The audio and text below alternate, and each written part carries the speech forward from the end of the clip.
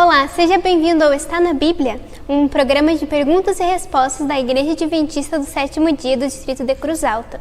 Que bom que você está conectado conosco. E eu já lhe faço um pedido muito especial para se inscrever no nosso canal, deixar seu like e compartilhar com seus amigos. E se você quiser rever alguns dos nossos programas, basta você acessar os nossos vídeos e ver e rever quantas vezes você quiser. No programa de hoje teremos um tema muito importante, que é: será que nós podemos realmente confiar na Bíblia? Será que depois de ter se passado todas as continua a mesma? A Bíblia é o livro mais vendido de todos os tempos, em todo o mundo. Ela deriva da língua grega que significa livrinhos. Isso porque é uma coleção de pequenos livros. A maioria dos cristãos acreditam que ela foi escrita por 40 autores, de culturas, origens e ocupações diferentes. Ela foi escrita em aproximadamente 1.600 anos, que abrange aí por 1.500 a.C. a 100 depois de Cristo. Ela está dividida em Antigo Testamento e Novo Testamento. Na Bíblia existem algumas peculiaridades que fazem dela um livro tão incomum e tão especial. Ele foi o primeiro livro a ser impresso no Ocidente por Johannes Gutenberg. Foi também o primeiro livro impresso em português. Ela sofreu várias tentativas de destruição na história, sendo grandemente perseguida e até proibida. Até mesmo os da igreja que não queriam que ela fosse publicada. Ela é o livro mais controverso da história. Há grandes homens intelectuais como Abraham Lincoln e Isaac Newton que amaram e recomendaram ela. Mas também houve alguns que não gostaram muito, como Voltaire. Ela é um livro sobrenatural que tem poder de transformar a vida de milhares de pessoas, se lerem e aceitarem os mandamentos dela. Mesmo assim, muitas pessoas ainda têm a dúvida se realmente elas podem confiar na Bíblia ou não. E no nosso primeiro encontro de 8 episódios, nós examinaremos várias linhas de evidência que apoiam que a Bíblia é sim um livro que pode ser confiável, que você pode confiar em tudo que está escrito nela. E por isso fique conosco, porque começa agora o Está na Bíblia e nesse momento vamos ouvir um lindo louvor e você aí de casa pode cantar conosco. A Bíblia é onde eu encontro meu amigo. Para mim, a Bíblia é como se fosse um guia. A Bíblia ela me direciona para onde ir. Ela é como se fosse uma lanterna que ilumina uma trilha. A Bíblia para mim é meu manual de vida. A Bíblia é Deus fisicamente do meu lado. É uma coisa que eu posso tocar, que eu posso ler, que eu posso entender. É a pessoa de Deus, é a presença dele do meu lado. Para tudo nessa vida, a gente procura uma razão. E as respostas estão na Bíblia. A Bíblia é uma lâmpada e ela traz esperança para mim. Eu espero que ela traga para você também.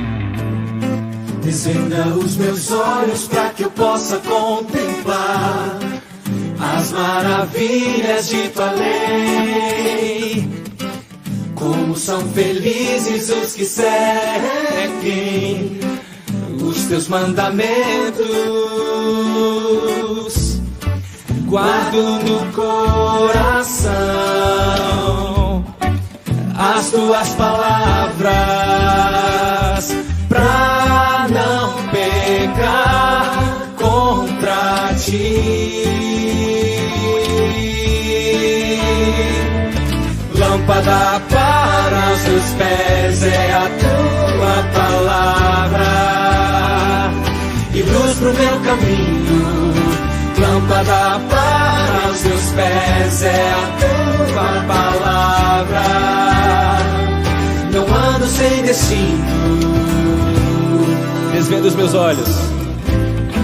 Desvenda os meus olhos para que eu possa contemplar as maravilhas de tua lei.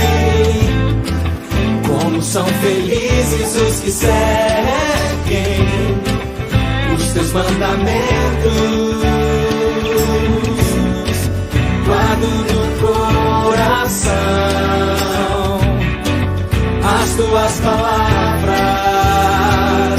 pra não pecar contra ti. Segura a tua Bíblia bem forte, porque ela é lâmpada. Lâmpada para os meus pés é a tua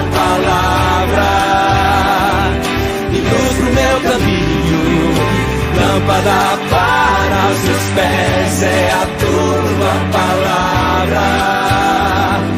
Não ando sem destino. Cara, a Bíblia pra mim é tudo, é meu guia. Ela que me instrui, que ilumina meus passos. A Bíblia me mostra como refletir o amor de Deus para as pessoas. Lâmpada para os meus pés, luz. Já experimentou andar no escuro? Em meio à escuridão, a luz é o que te guia. E a Bíblia faz exatamente isso. Hoje o mundo procura a luz, procura esperança. A Bíblia pra mim é a luz que ilumina o caminho da vida. A Bíblia, ela em momentos de muitos problemas, ela acalma o meu coração. A Bíblia me mostra que não importa como eu estou nem onde eu estou. O importante é que Deus me recebe de qualquer jeito. Lâmpada para os meus pés é a tua palavra e luz pro meu caminho. Lâmpada para os meus pés é a tua palavra. Não ando sem destino. Lâmpada para os meus pés é a tua palavra e luz pro meu caminho. Lâmpada para os meus pés é a tua palavra. Não ando sem destino. Lâmpada para os meus pés é a tua palavra e luz pro meu caminho. Lâmpada para os meus pés é a tua palavra. Não ando sem destino. A Bíblia tem a resposta para os seus problemas. Se você procurar, você vai encontrar. São lições que eu consigo tirar para a minha vida.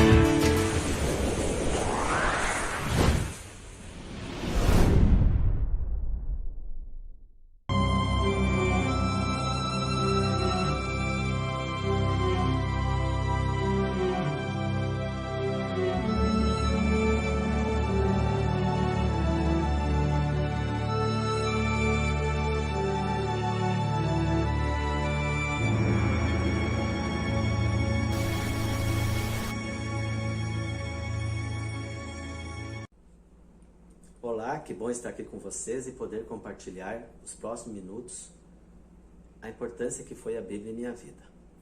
Sou Jorge Ferreira, bacharel em Biblioteconomia pela Universidade Federal do Rio Grande do Sul, atual diretor da Biblioteca Pública Municipal de Birubá. Como vocês sabem, a Bíblia é uma pequena biblioteca, contém 66 livros, 39 no Antigo Testamento e 27 no Novo Testamento. Então me sinto à vontade de falar sobre essa pequena biblioteca. Não vou hoje explicar a parte técnica da biblioteca Bíblia, e sim contar como ela marcou a minha vida, como ela transformou a minha vida, como assim já fez com milhares de pessoas. Em minha casa nós tínhamos a Bíblia, mas não tínhamos o hábito da leitura diária, do estudo da Bíblia. Meu pai frequentava o Centro Espírita Allan Kardec, minha mãe frequentava a Igreja Católica, assim como todos nós que lá fomos batizados. Mas, entusiasmado de ter aprendido a ler e escrever na escola, tive vontade de ler um livro. E o livro que tinha em casa disponível era a Bíblia. Daí, todas as noites, antes de dormir, eu lia alguns capítulos. Esta leitura, todas as noites da Bíblia, me dava, além do sono tranquilo, uma paz interior. E quando eu via as pessoas ao meu redor comentarem que viam espíritos, que tudo os males que aconteciam para eles eram consequências de trabalhos espirituais, eu vi uma esperança em Deus e Jesus que estava na Bíblia. A Bíblia também traz orientações sobre nossos relacionamentos com nossos filhos, com nossos cônjuges, relacionamentos com nossos familiares. Deixa ensinamentos sobre a esperança de nós termos uma vida, um novo céu, uma nova terra, uma vida junto ao nosso Criador, junto ao nosso Deus, ao lado de Jesus, onde não haverá mais pandemias, não haverá mais doenças, não haverá mais dor, não haverá mais Vamos ver morte. se vai ser o som, antes de eu começar a falar. Como é o nome daquela irmã que apareceu ali? Não me passou o nome daquela moça. Maiara. Nos levam a procurar uma igreja, nós possamos ter irmãos, pessoas convivendo na mesma fé. Ele sempre me acompanhou. Ainda jovem e também adulto, visitei várias denominações de igrejas evangélicas, tradicionais, pentecostais, mas sempre notava que faltava algo. Não era uma igreja completamente de acordo com a Bíblia no que eu havia estudado. Até que conheci a Igreja Adventista, uma igreja que segue todos os ensinamentos da Bíblia, guarda os mandamentos de Deus e aguarda a breve volta de Jesus. Uma boa noite a todos.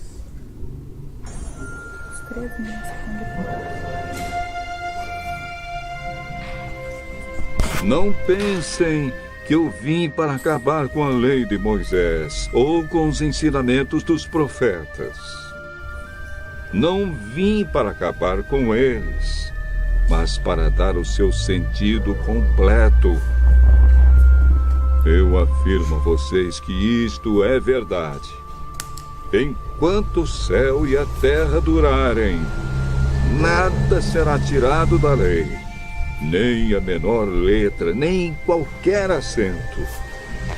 E assim será até o fim de todas as coisas. Portanto, qualquer um que desobedecer ao menor mandamento e ensinar os outros a fazerem o mesmo, será considerado o menor no reino do céu. Por outro lado, quem obedecer à lei e ensinar os outros a fazerem o mesmo, será considerado grande no reino do céu. Pois eu afirmo a vocês que só entrarão no reino do céu se forem mais fiéis em fazer a vontade de Deus do que os mestres da lei e os fariseus.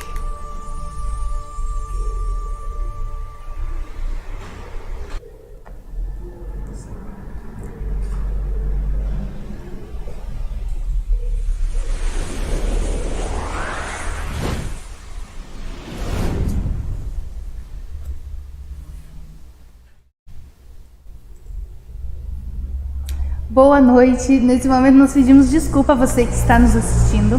Nós tivemos um pequeno problema de áudio no início. Espero que o áudio esteja voltando aí para você na sua casa. Desejo que você goste muito dessa noite, dessas e das próximas que terão. Bom, eu vou repetir o que eu comentei com vocês antes, que nós teremos 2 quadros. Acabamos de ver o vídeo do irmão Jorge, ele é lá de Birubá. Ele esteve contando para você como foi que ele conheceu a igreja e como ele se converteu. E nesse momento, eu vou falar do primeiro quadro que eu já tinha falado e vou repetir para você, para que você possa participar ao longo da semana e do próximo domingo você esteja participando também, que é o nosso quadro Boa Notícia. Esse quadro é para você mandar qualquer coisa boa que tenha acontecido ao longo da sua semana. Um amigo que se recuperou de alguma doença, ou você que passou na prova da faculdade, ou o seu animalzinho que estava doente e melhorou. Então, nesse momento, é o momento de agradecer e contar para nós e para quem está assistindo qual é a boa notícia. E essas notícias vocês podem estar mandando para mim ou para o Maurício.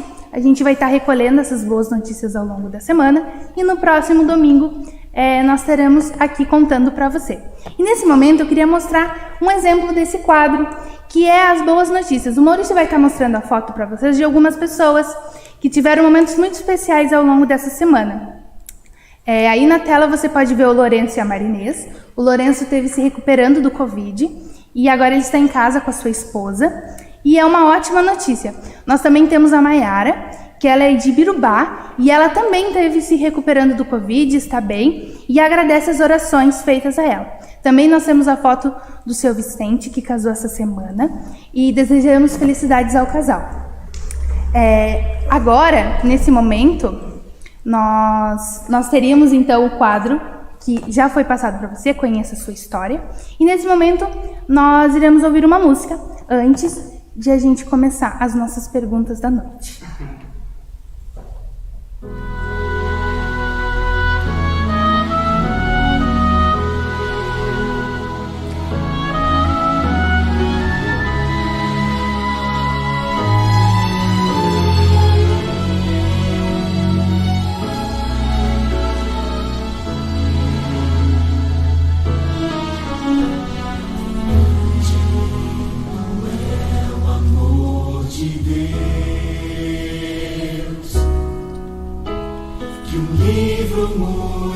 precioso nos deixou. Seus ensinos servem para nos lembrar que um dia lá no céu vamos morar. A Bíblia é nossa inspiração, palavra doce ao coração, é luz eterna de valor, é fonte de esperança e de amor.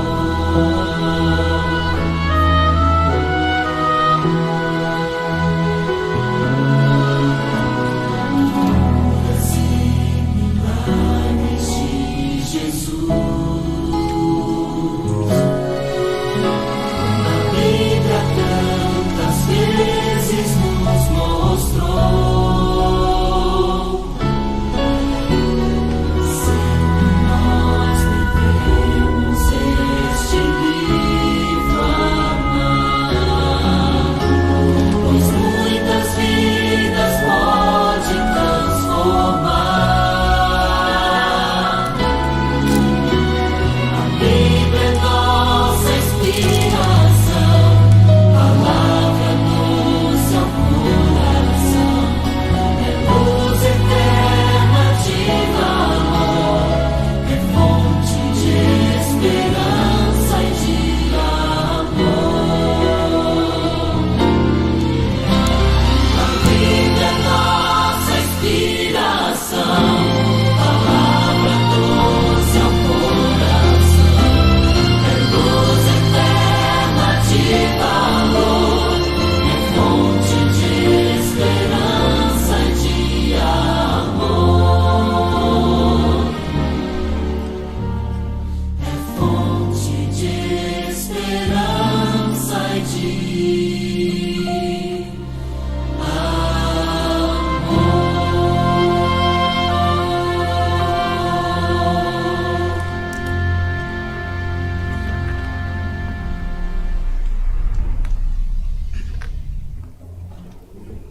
Bom, agora nós voltamos e eu tenho dois convidados aqui muito especiais. Eu gostaria de apresentar eles para vocês.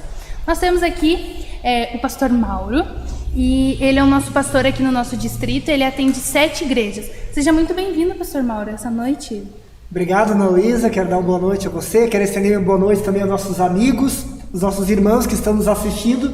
Muito obrigado pela sua companhia conosco e que Deus possa abençoar todos nós. Bom, e o nosso segundo convidado também é muito especial. É o nosso ancião Jorge. Seja muito bem-vindo, Jorge.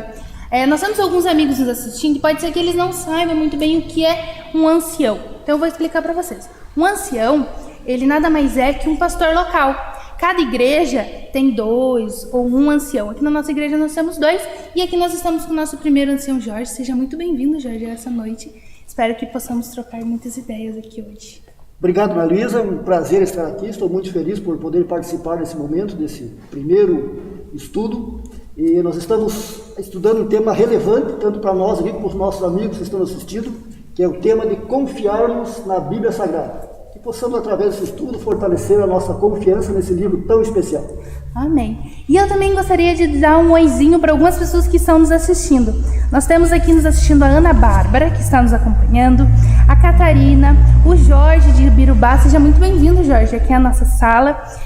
Nós também temos a dona Maria Nazaré, que é do Salto do Jacuí. Seja muito bem-vinda também. Nós também temos a Maria.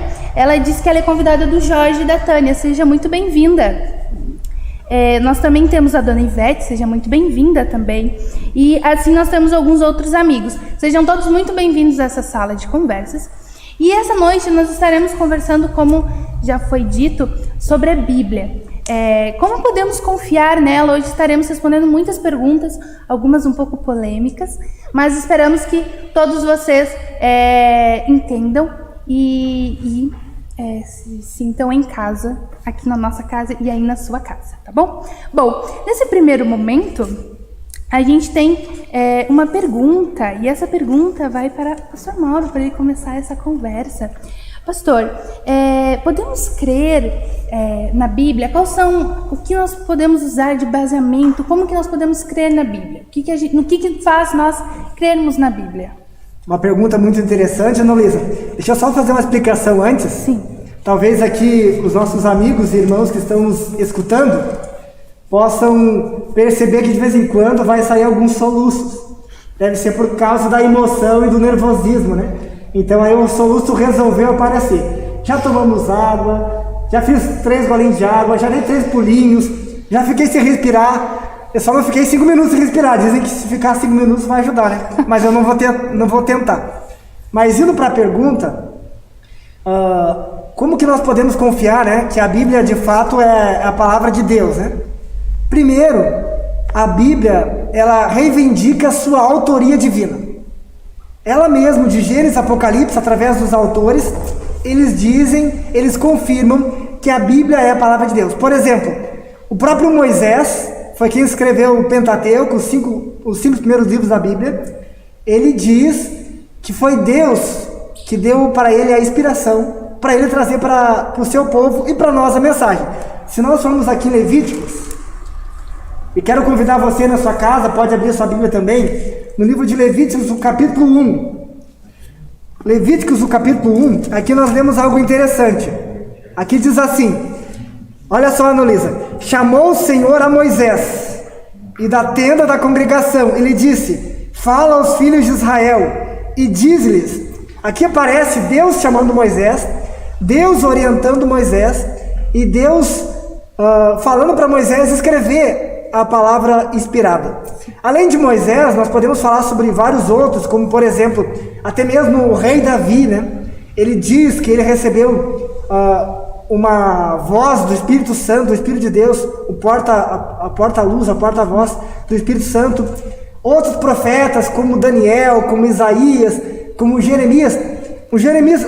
O primeiro capítulo de Jeremias, por exemplo, a maioria dos livros está no primeiro capítulo. Se você olhar os profetas lá, eles vão dizer, veio a minha palavra do Senhor, a palavra do Deus vivo chegou até mim, assim diz o Senhor, para eu dizer ao povo, né? E aqui em Jeremias, o capítulo 1 diz assim, olha, palavra de Jeremias, filho de Euquias, um dos sacerdotes que estava em Anote, na terra de Benjamim. A ele veio a palavra do Senhor. Então não foi algo que foi invenção da cabeça dele, algo que ele pensou, algo que ele queria, mas foi a palavra de Deus que veio até ele, para ele transmitir aquela mensagem de forma fidedigna.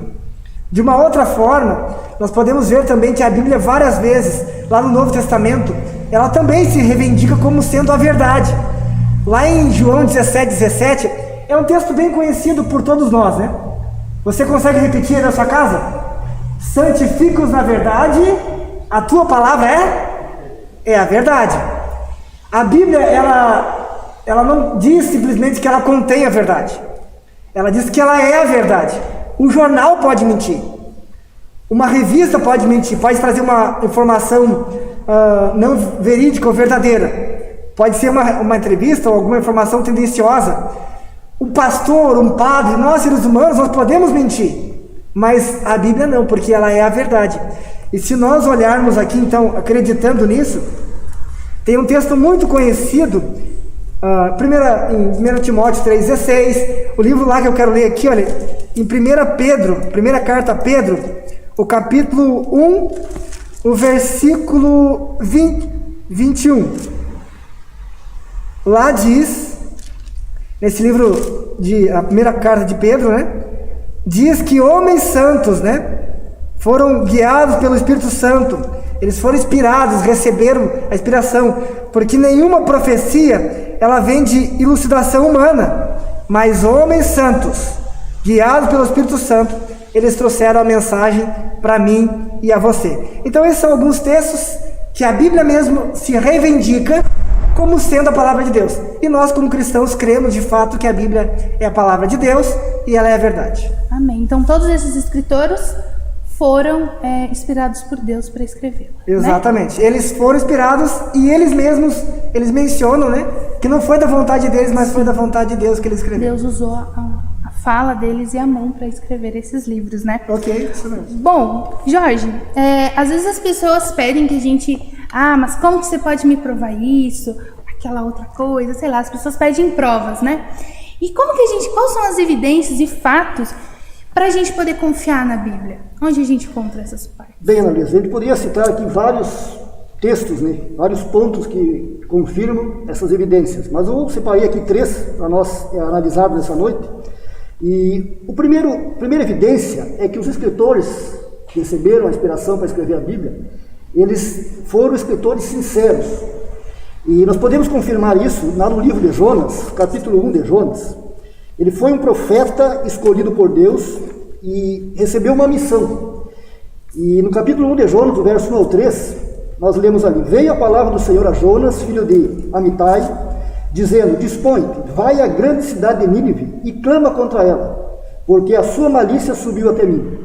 O verso 3: Jonas se dispôs, mas para fugir da presença do Senhor, para Tarsis. E tendo descido a Jope, achou um navio que ia para Tarsis, pagou, pois, a sua passagem, embarcou nele, para ir com eles para Tarsis, para longe da presença do Senhor. O profeta, ele desobedeceu a Deus, né? Ele recebeu uma missão, uma orientação de Deus, e ele deixou registrado aqui no seu livro que ele foi falho. Ele teve uma fraqueza, ele teve uma desobediência. Uma primeira evidência, então, que podemos ter na Bíblia é que as pessoas que escreveram a Bíblia foram pessoas como eu e você. Pessoas falhas, pecadoras, tiveram uma escolha de Deus para fazer essa escrita, mas nem todos eles obedeceram a Deus. A sinceridade dos escritores da Bíblia revela, então, que eles se preocupavam em escrever a verdade. A Bíblia não omite nada da vida dos seus escritores. A segunda evidência é sobre as verdades científicas. A Bíblia ela não fala só de religião, ela fala muito também de temas científicos. E com relação à ciência, a Bíblia é exata quando fala lá no livro de Jó. O livro mais antigo, segundo as pesquisas, é o livro de Jó. E o capítulo 26 de Jó, no verso 7, olha só o que Jó escreveu. Falando sobre Deus e sobre a terra. Ele, Deus, estendeu o norte sobre o vazio e faz pairar a terra sobre o nada. A teoria que existia na época, que a terra estava boiando em cima das águas, ou ainda tinha um outro mito que dizia que a terra estava suspensa sobre uma tartaruga gigante. E esse texto de Jó derruba por terra esse mito, né? No ano de 1687, Isaac Newton publicou a sua pesquisa sobre a força da gravidade. Ele explicou que a Terra se mantém em seu lugar no espaço graças a uma força invisível. E como Jó citou no seu livro, essa força invisível que mantém a Terra suspensa sobre o nada é a mão de Deus. Outra curiosidade, se você ler no capítulo 37 de Jó, tem outra curiosidade que a Bíblia nos orienta sobre a Terra. Como que você aprendeu que a Terra é redonda? Foi na escola? Foi na faculdade? Foi pesquisando no Google? Olha o que a Bíblia diz, Analisa. Capítulo 37 de Jó, no verso 11 e 12. Jó falando sobre as nuvens. Também de umidade carrega as densas nuvens. Verso 11. Nuvens que espargem os seus relâmpagos. E o verso 12. Então elas, segundo o rumo que ele dá, se espalham para uma e outra direção, para fazerem tudo o que lhes ordena sobre a redondeza da terra. A Bíblia já citava a forma que é a terra, né? Eu não sei se hoje, mas parece que tem uma teoria que a terra é plana, né? Tem muitos que estudam isso e afirmam isso cientificamente. A Bíblia não diz isso. A Bíblia confirma, e lá no livro de Isaías também ele confirma que a terra é redonda. É outra evidência de que podemos confiar na Bíblia. Outra evidência de que a Bíblia é verdadeira são as profecias. Hoje existem na Bíblia muitas profecias que já se cumpriram, profecias que estão se cumprindo hoje com a pandemia, se você estudar você vai saber, e profecias que irão se cumprir no futuro ainda. Eu vou citar um aqui, para você ver a exatidão da Bíblia. O profeta Isaías, 700 anos antes de existir a cidade de Babilônia, dela ser um grande império, Isaías escreveu no capítulo 13 uma profecia sobre essa cidade. Capítulo 13 de Isaías, ele predisse que essa cidade seria conquistada e que ela ficaria totalmente inabitada, ficaria vazia. Vamos ver no capítulo 13 de Isaías, do verso 17 ao 20, a precisão com que Isaías escreveu essa profecia. Lemos o verso 17. 17 ao 20? 17 ao 20, isso. Eis que eu despertarei contra eles os medos. Se você ler os livros de histórias, você vai encontrar sobre esse povo, os medos e os persas, que dominaram Babilônia. A Bíblia já dizia, né? Suscitarei contra eles os medos, que não farão caso da prata, nem tampouco desejarão ouro. Os seus arcos matarão os jovens, eles não se compadecerão do fruto do ventre. Os seus olhos não pouparão as crianças. E o verso 19. Babilônia, a joia dos reinos, glória e o orgulho dos caldeus. Será como Sodoma e Gomorra quando Deus as transtornou. E o verso 20. Nunca jamais será habitada, ninguém morará nela de geração em geração. O arábio não armará ali a sua tenda, nem tampouco os pastores farão ali deitar os seus rebanhos. Isaías profetizou então a queda e como ficaria essa cidade. E mais ainda, Isaías foi mais específico, lá no capítulo 44, ele deu o nome da pessoa que iria conquistar a Babilônia. Vamos ver Isaías 44 agora, um pouquinho mais à frente. Vamos ver essa predição, essa profecia de Isaías, os detalhes que Isaías profetizou muito tempo antes. Isaías 44, no finalzinho do verso do capítulo, no verso 27, 28 e depois o primeiro verso do capítulo 45. Lemos o verso 27. Que digo a profundeza das águas, seca-te, e eu secarei os teus rios. Que digo de Ciro, ele é o meu pastor, e cumprirá tudo o que me apraz. Que digo também de Jerusalém, será edificada, e do templo será fundada. E o primeiro texto do capítulo 45. Assim diz o Senhor ao seu ungido, a Ciro, a quem tomo pela minha mão direita para bater as nações ante a sua face, e para discingir os lombos dos reis, e para abrir diante dele as portas que não se fecharão. Isaías deu detalhes específicos de como seria a conquista de Babilônia. E quando foi o cumprimento dessa profecia? 200 anos depois que Isaías escreveu esse texto, Ciro,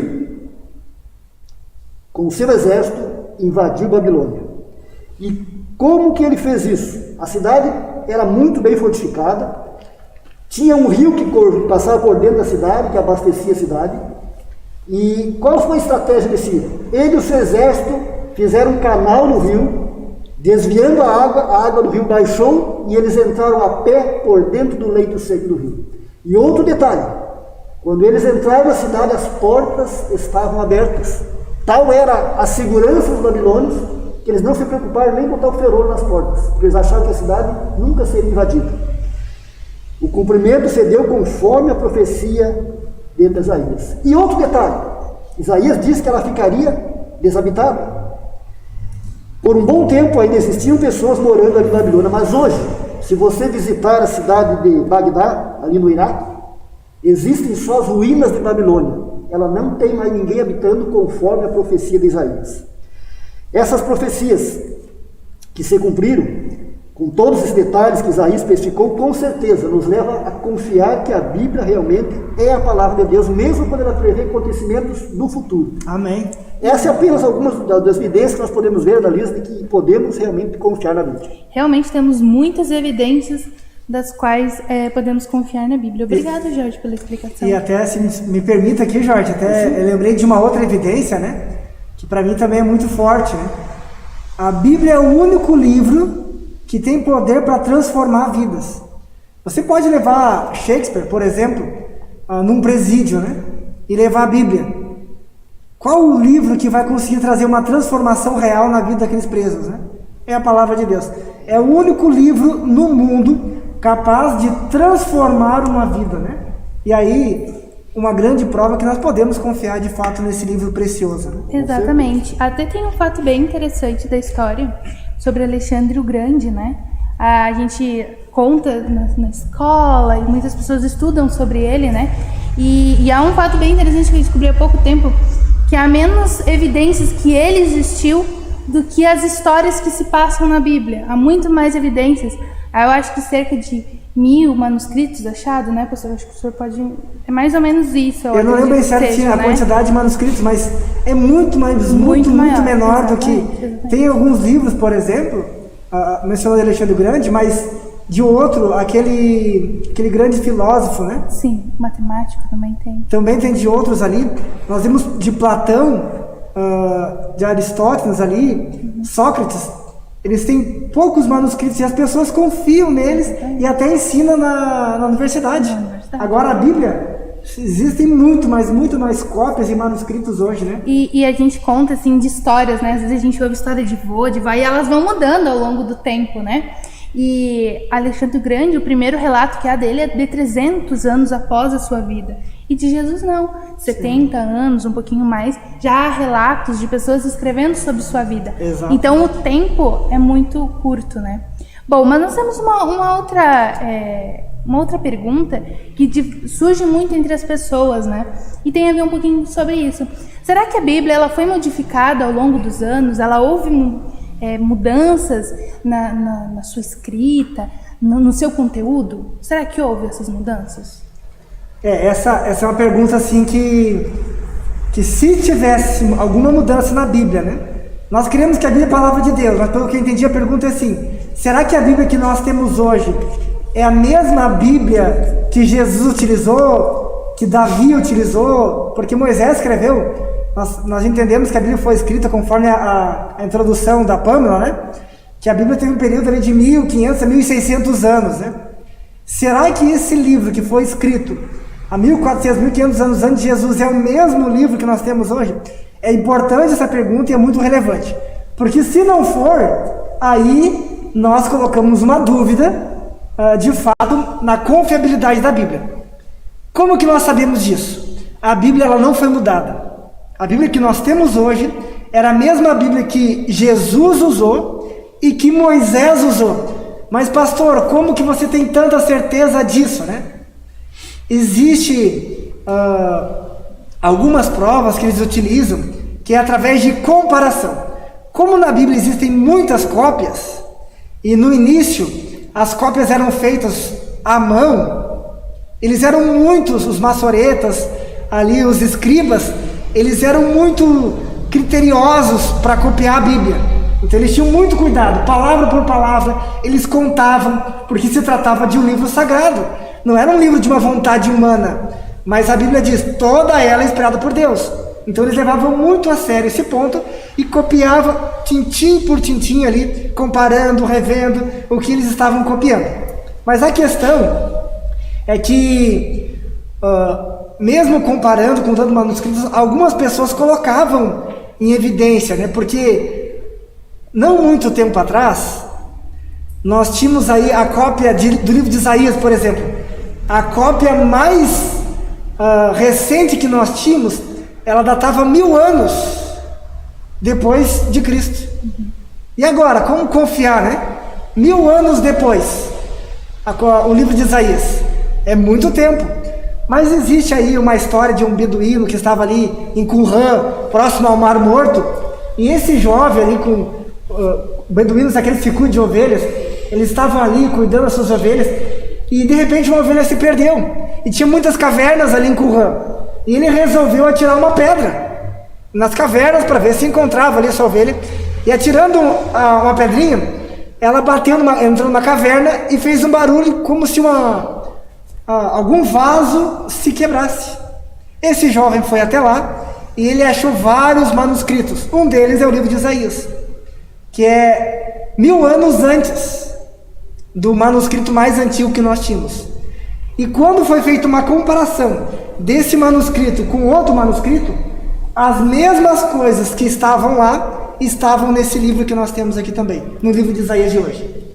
Então nós vemos que de fato eles ao longo do tempo não sofreram alteração. É claro, Ana Luísa, que se nós pararmos para pensar, na Bíblia tem alguns erros, né? Mas esses erros são erros pequenos, não altera a mensagem e nem o conteúdo da palavra de Deus. Amém, entendi. Bom, nesse momento eu gostaria de interagir com as pessoas que estão nos assistindo rapidamente. Se você está nos assistindo comente aí, está na Bíblia, para que a gente possa mandar um oi para você. Eu tenho algumas pessoas aqui, a Silvana Pompeu, um abraço, Silvana, saudades de você. Nós temos a Maria Elizabeth Vanzão, um abraço, vó.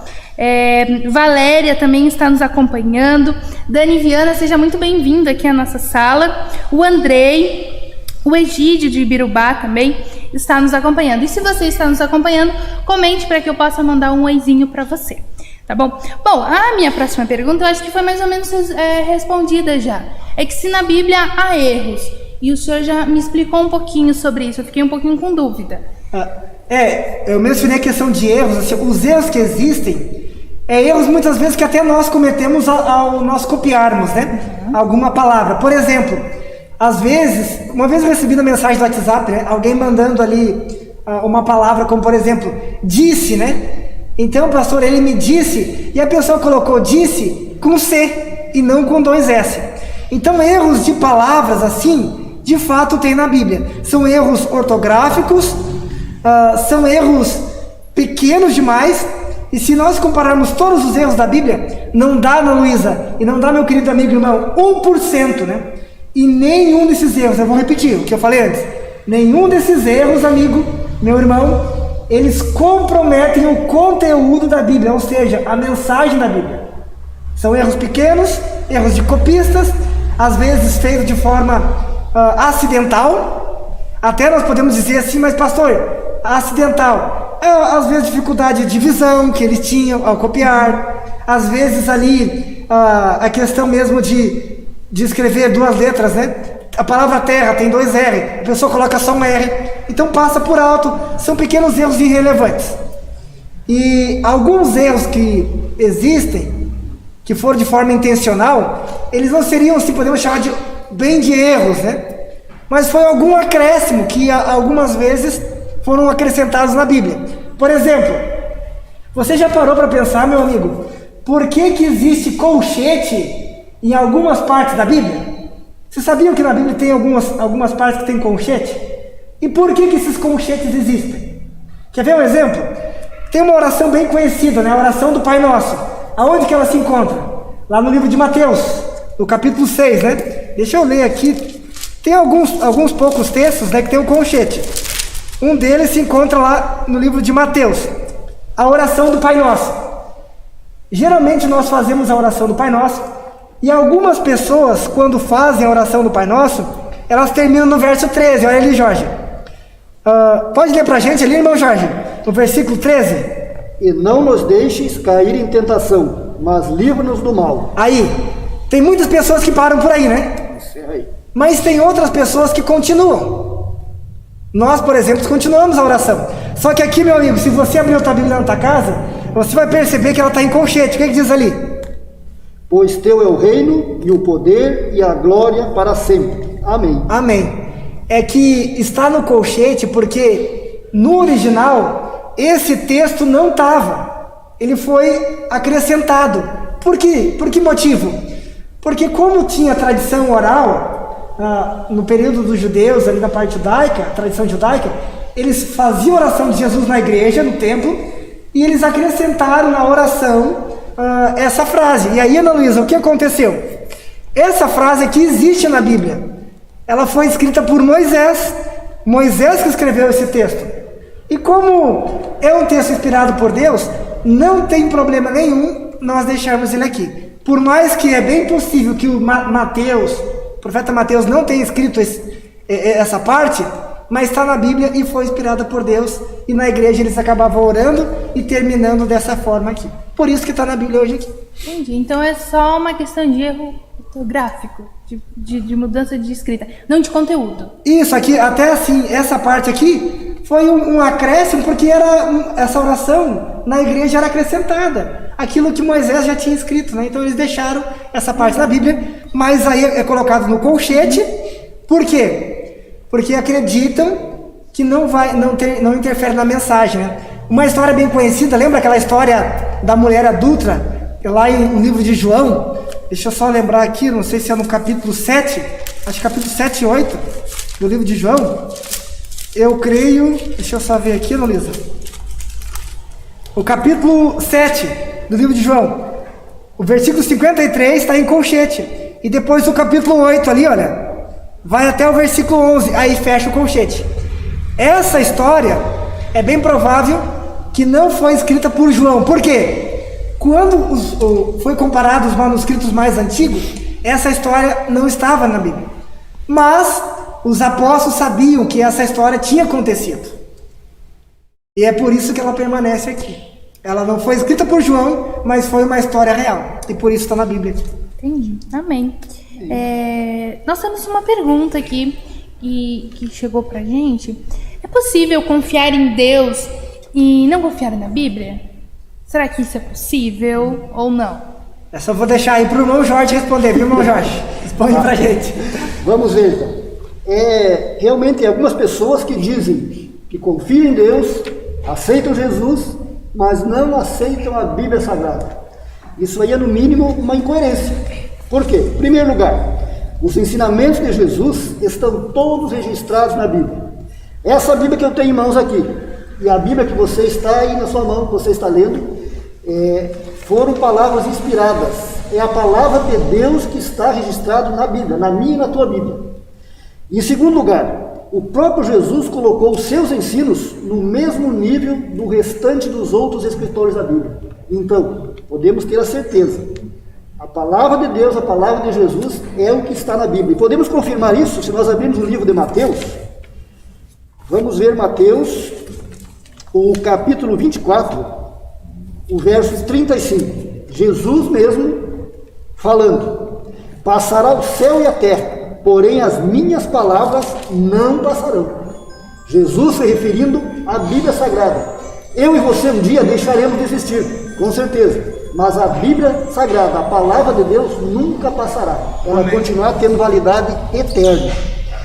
Isso mostra, quando as pessoas têm essa noção, né, que não acreditam, não aceitam o que está na Bíblia, mas acreditam em Deus, em Jesus, mostra uma incoerência.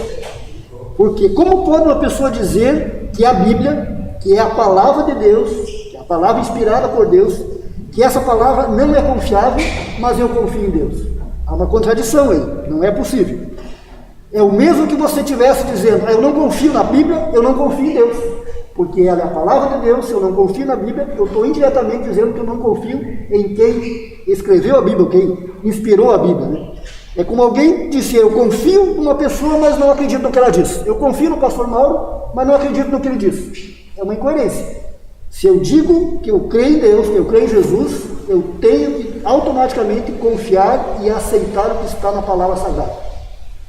Entendi.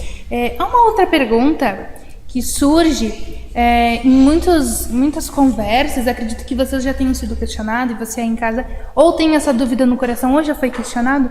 Por que na Bíblia Católica ela há 7 livros a mais do que na Bíblia Evangélica? Qual de vocês pode me responder? Nós chamamos na Bíblia, a nossa Bíblia que nós temos, por exemplo, hoje aqui, que não é a Bíblia Católica, mas é a mesma Bíblia que a Bíblia Católica. Então a gente quer deixar bem claro aí a todos os nossos ouvintes, aqueles que estão nos assistindo em casa, a diferença é que no livro na Bíblia Católica nós temos, deixa eu contar aqui, são 7 livros a mais. Talvez você já viu alguns livros, como o livro de Judite, Macabeus, 1, 2, Sabedoria. No próprio livro de Daniel tem alguns acréscimos. Nós temos, por exemplo, o livro de Judite, né? São livros que tem a mais na Bíblia. A questão é que, para vocês entenderem, no ano de 90 depois de Cristo, os judeus ali, importantes judeus, eles se reuniram, né? E eles temiam que a seita, que eles chamavam o cristianismo, elas introduzissem palavras falsas na Bíblia.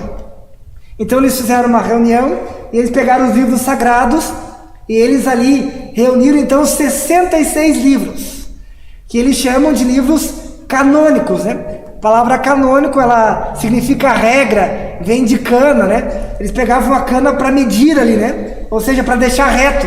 Era uma regra que eles tinham.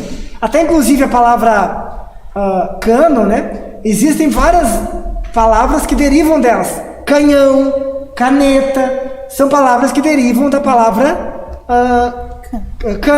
cano, né? Até o próprio cano que eles usavam para medir. Por isso, eles resolveram formar esse livro, ou seja, essa parte escrita da Bíblia, todos os livros, que somavam 66 livros. A questão é que naquela época, se não falha a memória, ali no período que nós chamamos de período escuro, onde não teve uma revelação propriamente dita de Deus, no ano 300 a.C., até o ano que os apóstolos começaram a escrever, houve um período de silêncio de Deus. Mas existem alguns livros que foram escritos nessa época. E esses livros são livros que eles colocaram a prerrogativa de sendo inspirados por Deus. Mas são livros que nós chamamos de apócrifos, né? São livros escuros, são livros que eles comprometem um pouco a mensagem da Bíblia. Por quê? A Bíblia, ela não pode ter contradição. Ela é de Gênesis, Apocalipse, ela não tem contradição. E esses livros, eles trazem mensagens que a Bíblia condena. Então esse é um dos motivos porque nós não aceitamos esses livros que são escuros, não se sabe quem que é o autor, embora eles tenham dito que foi um ou outro, mas eles não são, posso dizer assim, confiáveis, né? Por ter essa mensagem duvidosa. Só que a Igreja Católica, em um dos concílios que ela teve, ela resolveu ali colocar esses livros e aceitar esses livros. Nós aceitamos esses livros como fontes históricas. Eles têm a sua relevância, mas não como livros inspirados. É por isso que na nossa Bíblia nós só temos 66, enquanto a Igreja Católica, eles creem que aqueles livros são inspirados, e aí eles têm 73 livros, enquanto a nossa tem 66. Ah, entendi. O nosso programa está passando muito rápido essa noite, e eu estou vendo aqui que tem muitas pessoas interagindo. Fico feliz que você esteja gostando do nosso programa. Nós temos muitas mensagens ali, não posso mandar abraço para todos, mas sintam todos um abraço de longe, tá bom? A nossa próxima pergunta ela é bem interessante também. A Bíblia, nós estamos falando sobre ela, e muitas denominações usam a Bíblia, mas ao mesmo tempo muitas denominações têm crenças um pouquinho diferentes, alguns costumes diferentes. O que a gente pode falar sobre isso? Interessante essa pergunta, Luísa. Por que existem tantas denominações se a Bíblia é uma só? É uma única palavra de Deus.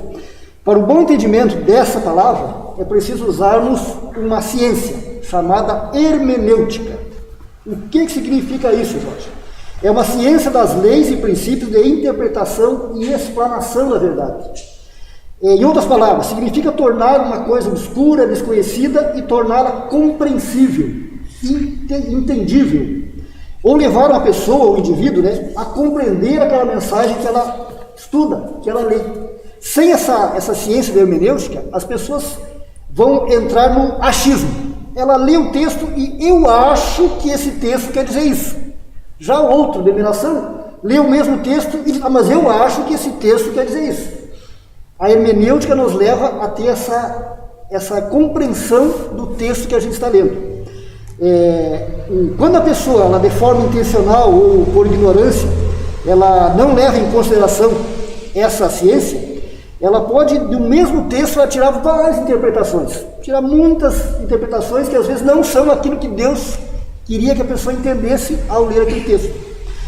Pode-se criar um monte de doutrinas sobre o mesmo texto, e doutrinas muitas vezes que não convêm ou que não combinam com a orientação que Deus quer nos dar naquele texto. Basicamente o que acontece é a pessoa tirar um texto do seu contexto, um texto isolado, e tornar isso um pretexto. Por isso que existem muitas denominações, cada uma tendo uma visão, tendo uma orientação, mas que não seguem essa regra da hermenêutica. O pastor pode complementar para nós essa resposta? Essas regras da hermenêutica é bem interessante, né, Jorge? Que nós temos que levar em consideração. Se nós não levarmos em consideração essas regras da hermenêutica, nós vamos trazer esses problemas. Aquilo que você falou, é tirar um texto fora do contexto. Então, uma das regras nós precisamos entender que a Bíblia ensina somente uma teologia. O que isso significa? Significa, Ana, que não pode ter contradição. Se Deus fala que Ele é luz, ele não pode dizer em outro livro lá que ele é escuridão. Porque não tem como duas coisas ser verdades sendo contrárias. Então, se Deus é luz, ele não pode ser escuridão. São duas coisas contraditórias. Essa é uma regra. Então, a Bíblia ensina uma teologia. Mas, pastor, às vezes nós temos algumas dificuldades, como, por exemplo, lá no livro de Gênesis, né? Capítulo 6, fala que Deus se arrependeu, né? Mas o próprio livro de Moisés fala que Deus não se arrepende, né? E agora? Deus se arrependeu ou Deus não se arrependeu? Aí nós temos que levar em consideração a gramática, a palavra que foi escrita. Não é a mesma palavra utilizada, né? Tinha um professor, o professor Rodrigo Silva, que ele costumava dizer o seguinte: todo tradutor também é um traidor. A palavra que é utilizada lá para que Deus não é homem para que se arrependa, lá, ele diz que de fato Deus não se arrepende. Ah, mas Deus se arrependeu de ter feito o homem, pastor. Aquele arrependimento é uma outra palavra que está ligado a se entristecer. Deus ficou triste porque o homem estava contaminado pelo pecado. O pecado do homem, a maldade do homem tinha sido tão grande que Deus ficou triste. Não no sentido de voltar atrás. Então esse arrependimento não de voltar atrás. O outro seria arrependimento de voltar atrás. Deus não se arrepende de voltar atrás. Um outro princípio, irmão Jorge, que é muito importante, é o contexto, né?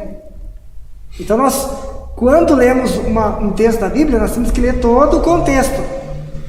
Outro princípio fundamental da hermenêutica é que eu não posso pegar um versículo da Bíblia e criar uma doutrina desse versículo da Bíblia. Eu preciso pegar todo o quê? Todos os textos que falam sobre o mesmo tema e comparar, e aí sim eu posso chegar ali a uma conclusão. Essas são algumas pequenas regras aí que nós temos que levar em consideração e que temos que colocar em prática. E lembrando, a Bíblia é a sua própria intérprete. Não é eu que vou interpretar o texto, né? Lá em Apocalipse fala que irão-se o dragão contra a mulher. Quem que é o dragão? Ah, o dragão é a China, que tem o símbolo da China. Não. Aí o outro fala, não, o dragão são aquelas pessoas más, que fazem coisas más com as pessoas inocentes, com as crianças, com as pessoas mais frágeis. Não é o que eu digo, não é o que eu acho. A própria Bíblia mesmo responde que o dragão é Lúcifer, Satanás, a antiga serpente, né, que se chama diabo, que é o adversário. Então essas regras são muito importantes para nós não criarmos aí doutrinas diferentes. Ana Luísa, eu não sei se tem mais alguma pergunta. Eu estava vendo uma pergunta aqui no nosso chat. Isso, a Ângela, uma pergunta ali. A Ângela colocou ali, olha, eu estou vendo ali, olha. A Ângela colocou o seguinte, que Jesus, né, ele usava a Torá, que era o livro conhecido como Pentateuco, né? De fato, Ângela, Jesus utilizava a Torá, é o livro Pentateuco de Moisés, mas ele também usava os escritos de Nebim, que era dos profetas, que inclui os profetas maiores, os profetas menores. O próprio Jesus, ele cita na palavra, né?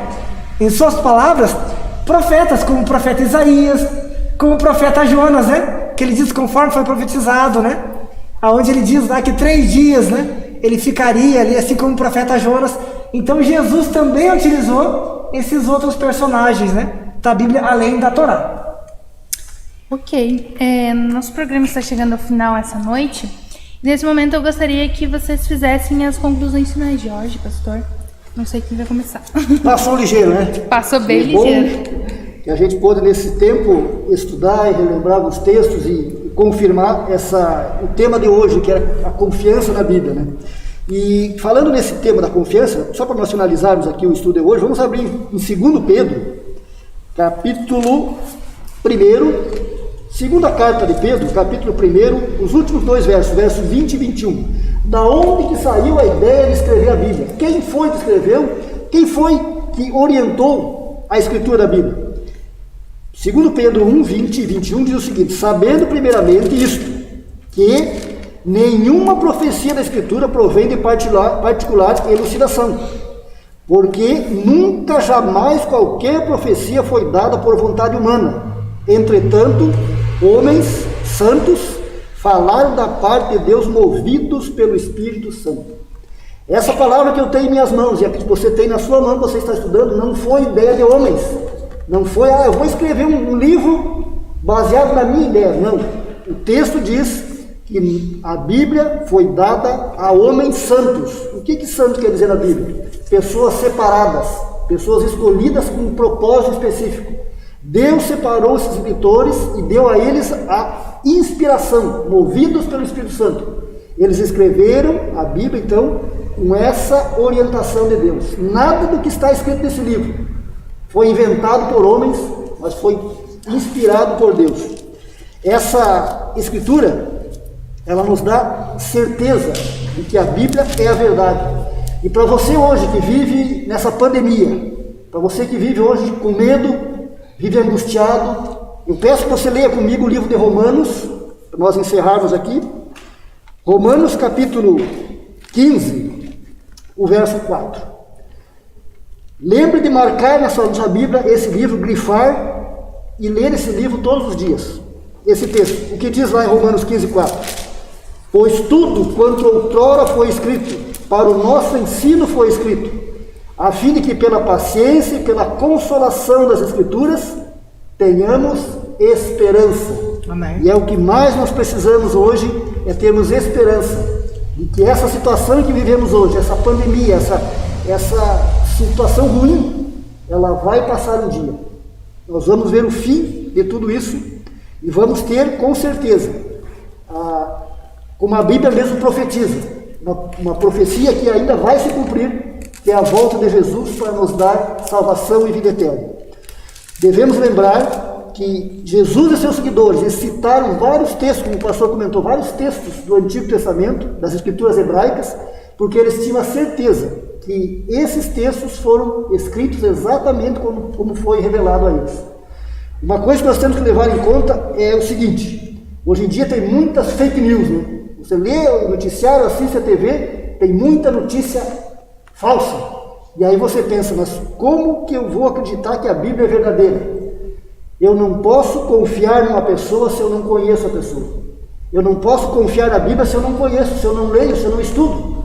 Se você estudar, você começar a compreender esse texto sagrado, compreender essa mensagem maravilhosa que Deus tem para mim e para você, com certeza você vai confiar nesse livro. E vai confiar em tudo que está escrito aqui, e para a nossa esperança de uma vida eterna melhor ao lado de Jesus. Amém. Esse é o meu pedido, minha solicitação para cada um de vocês. Amém. Então eu quero continuar aqui, Jorge, as minhas palavras finais, considerações finais seria: meu amigo, minha amiga, meu irmão, você confia que a Bíblia é a palavra de Deus? Você acredita que a Bíblia é confiável? Eu sei que sim, eu também confio.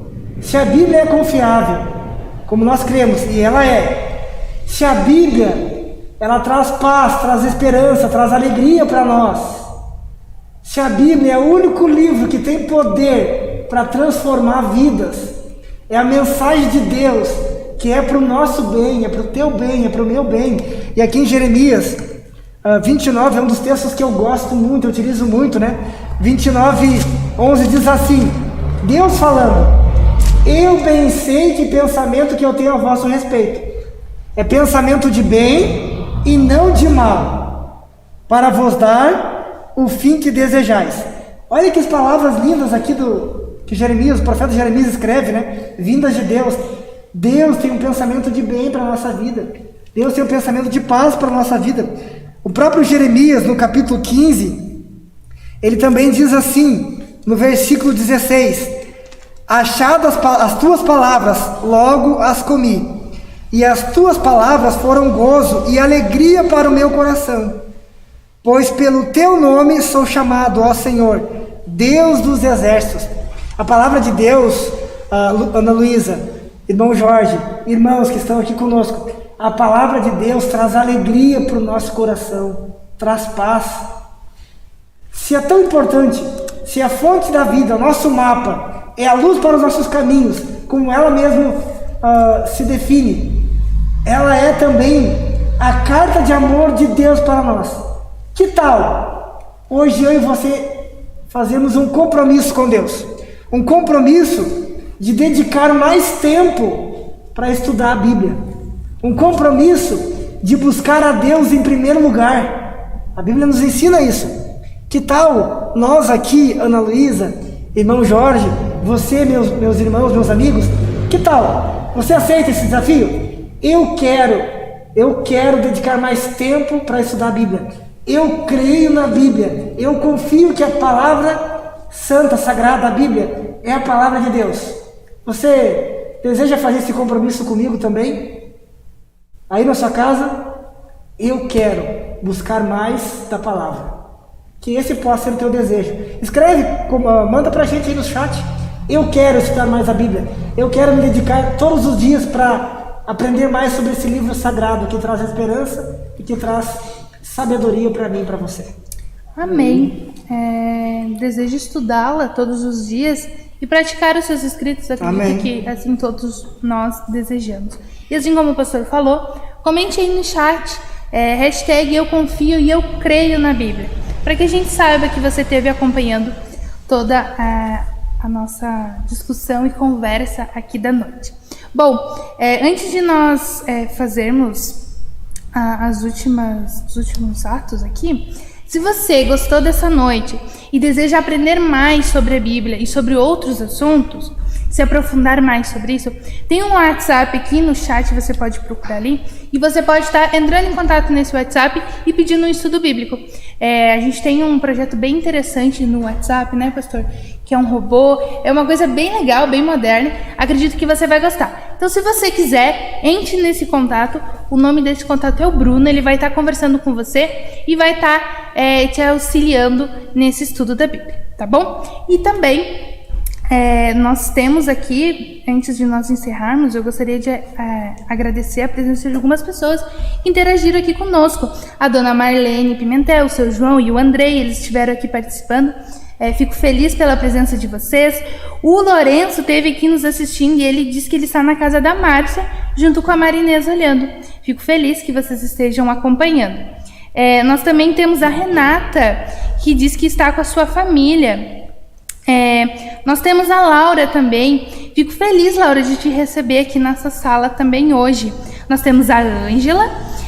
Vamos ver quem mais que nós temos aqui. Nós temos a Rose também. Enfim, nós temos o João Leandro. Ele esteve comentando bastante hoje aqui no nosso bate-papo. Espero que no próximo domingo vocês estejam aqui. Mas antes de nós encerrarmos, pastor, você pode fazer uma oração para nós? Claro, posso. Antes da oração, você me permite, Ana? Eu tenho aqui uma Bíblia, olha. Eu vi que você falou ali, olha, para você se comprometer, se você quiser um estudo bíblico, manda pra gente. Aí eu quero estudar mais a Bíblia, eu quero aprender mais sobre esse livro sagrado. E se você é o nosso amigo que está nos assistindo, se você deseja receber um estudo bíblico, nós queremos também, para o primeiro que mandar pra gente aqui, olha, eu quero receber um estudo bíblico. Você vai ganhar de presente essa linda Bíblia aqui, ó. Eu não sei se você consegue ver bem. Nós queremos dar de presente para você. Manda pra gente. Eu quero aprender mais sobre a Bíblia. Mas isso aqui é um presente só para os nossos amigos. Aqueles que não são membros da nossa igreja, mas que estão nos assistindo. Eu quero. Vamos fazer uma oração então? Convido você a fechar os seus olhos e nós vamos falar com Deus. Querido Pai, nós queremos agradecer por esse momento tão especial. Obrigado por estar aqui com a Ana Luísa, obrigado por estar aqui com o Jorge, obrigado também por estar, através da permissão dos nossos amigos e irmãos, na casa deles, aonde nós estamos aprendendo mais sobre a Tua Palavra. Amém. Nos ajude, Senhor, a nos comprometermos mais de estudar a Bíblia, de buscar a sabedoria que vem de Ti. Nos ajude, Senhor, a amar esse livro como nunca e a compartilhar com os outros aquilo que nós aprendemos e que já praticamos. Nos leve em segurança, nos dê uma ótima noite e uma boa semana. Nós oramos e pedimos, no nome de Jesus. Amém. Amém. Hoje o Está na Bíblia vai ficando por aqui. E pastor, ao longo da sua oração, muitas pessoas botaram aqui suas decisões. Fico feliz que você tenha decidido estudar mais a Bíblia. E aqui o seu Laurite Quevedo também comentou, dizendo que ele deseja aprender mais, a Maria, o João Leandro, e fico muito feliz por todos vocês que estão comentando aqui. E agradeço por você interagir. E no próximo domingo nós teremos um novo tema. E esse tema fala sobre o criacionismo. Será que eu acredito? Será que eu existo de uma explosão? Quem me criou? Então nós estaremos conversando sobre isso, sobre algumas dúvidas assim. E estaremos aqui a partir das 19 horas, no próximo domingo. Teremos outros convidados. Espero que você tenha gostado desse domingo e que esteja aqui. Compartilhe com seus amigos, se inscreva no nosso canal. E se você quiser receber todos os dias, uma vez por semana, a gente tem postado mensagens lá no Instagram do canal. Você pode entrar aí no canal, você cai direto lá no Instagram. Então, se você quiser, fique à vontade e ficamos felizes pela presença de vocês hoje. Amém. Amém.